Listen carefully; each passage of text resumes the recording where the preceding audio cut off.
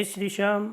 आप सभी को श्रावण मास कृष्ण पक्ष कामिका एकादशी की हार्दिक शुभकामनाएं। भगवान लक्ष्मी नारायण आप सभी की मनोकामनाएं पूर्ण करें। आज मैं आपको श्रावण मास कृष्ण पक्ष एकादशी की व्रत कथा व पालन समय बताऊंगा और क्या उपाय करने से आपके पितरों को शांति मिलेगी। सबसे पहले जान लीजिए श्रावण मास कृष्ण पक्ष एकादशी कब है। यह 24 जुलाई 2022 वार रविवार को है और पारण समय 25 जुलाई 2022 सोमवार को प्रातः 5:38 से 8:22 तक रहेगा। अब आप भगवान लक्ष्मी नारायण जी का ध्यान करके और भगवान गणेश जी का ध्यान करें।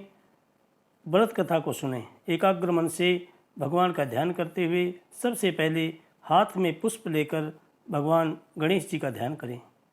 ओम वक्रतुंड महाकाय सूर्यकोटि समप्रभ निर्विघ्नं कुरु मे देव सर्वकार्येषु सर्वदा। ओम गं गणपतये नमः। आपने जो पुष्प हाथ में लिए हुए हैं वे भगवान गणेश जी के चरणों में अर्पण करें और हाथ में पुष्प लेकर के भगवान लक्ष्मी नारायण जी का ध्यान करें।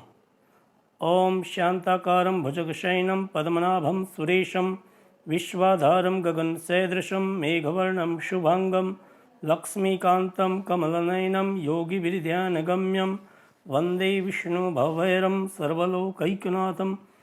श्री लक्ष्मी नारायणाभ्याम नमः। आपने जो पुष्प हाथ में लिए हुए हैं भगवान लक्ष्मी नारायण जी के चरणों में अर्पण करें और एकाग्र मन से एकादशी की व्रत कथा का श्रवण करें। कुंती पुत्र धर्मराज युधिष्ठिर कहने लगे कि हे भगवान, आषाढ़ मास के शुक्ल पक्ष की देवशयनी एकादशी की व्रत कथा तथा चातुर्मास्य महात्म्य में मैंने भली प्रकार से सुना। अब कृपा करके श्रावण मास कृष्ण पक्ष एकादशी का क्या नाम है और क्या विधि है सो बताइए। भगवान श्री कृष्ण जी कहने लगे कि हे युधिष्ठिर, इस एकादशी की कथा एक समय स्वयं ब्रह्मा जी ने देवर्षि नारद जी से कही थी, वही मैं तुमसे कहता हूँ। नारद जी ने ब्रह्मा जी से पूछा था कि हे पितामह, श्रावण मास के कृष्ण पक्ष की एकादशी की कथा सुनने की मेरी इच्छा है। उसका क्या नाम है, क्या विधि है, उसका महात्म्य क्या है, सो कृपया करके कहिए। नारद जी के वचन सुनकर ब्रह्मा जी ने कहा कि हे नारद जी,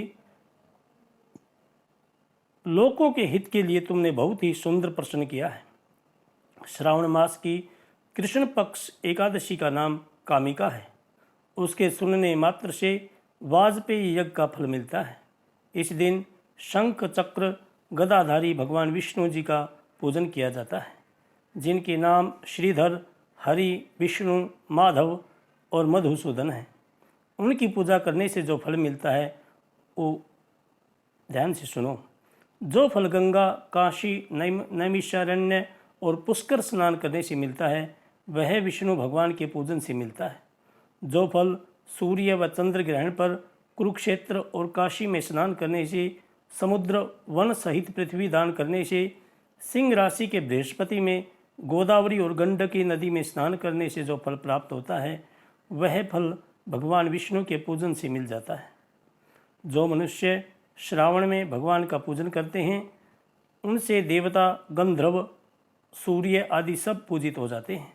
अतः पापों से डरने वाले मनुष्यों को कामिका एकादशी का व्रत और भगवान विष्णु जी का पूजन अवश्यमेव करना चाहिए। पाप रूपी कीचड़ में फंसे हुए और संसार रूपी समुद्र में डूबे हुए मनुष्यों के लिए इस एकादशी का व्रत और भगवान विष्णु जी का पूजन अत्यंत आवश्यक है।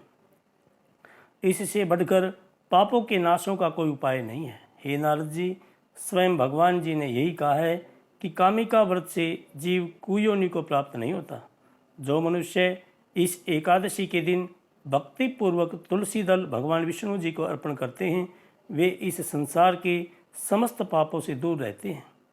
भगवान विष्णु जी रत्न, मोती, मणि तथा आभूषण आदि से इतने प्रसन्न नहीं होते जितने तुलसी दल से हो जाते हैं। तुलसी दल भगवान का फल 4 भार चांदी और 1 भार स्वर्ण के दान के बराबर होता है। हे नारद जी, मैं स्वयं भगवान की अति प्रिय तुलसी को सदैव नमस्कार करता हूँ। तुलसी के पौधे को सींचने से मनुष्य की सब यात्राएं नष्ट हो जाती हैं। दर्शन मात्र से सब पाप नष्ट हो जाते हैं और स्पर्श से मनुष्य पवित्र हो जाता है।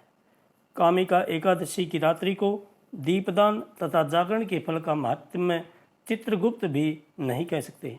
जो इस एकादशी की रात्रि को भगवान के मंदिर में दीपक जलाते हैं, उनके पितर स्वर्गलोक में अमृत पान करते हैं तथा जो घी या तेल का दीपक जलाते हैं, वे 100 करोड़ दीपकों से प्रकाशित होकर सूर्यलोक को जाते हैं। ब्रह्मा जी कहते हैं कि हे नारद जी, ब्रह्म हत्या तथा भ्रूण हत्या आदि पापों को नष्ट करने वाली इस कामिका एकादशी का व्रत मनुष्य को यत्न के साथ करना चाहिए। कामिका एकादशी के व्रत का महात्म्य श्रद्धा से सुनने और पढ़ने वाला मनुष्य सभी पापों से मुक्त होकर विष्णु लोक को जाता है। और कामिका एकादशी के व्रत से आपके जो पितृ हैं वो भी विष्णु लोक को जाते हैं। इसलिए प्रेमी भक्तों, आप भी भगवान विष्णु जी का पूरे दिन स्मरण करें। ओम नमो भगवते वासुदेवाय।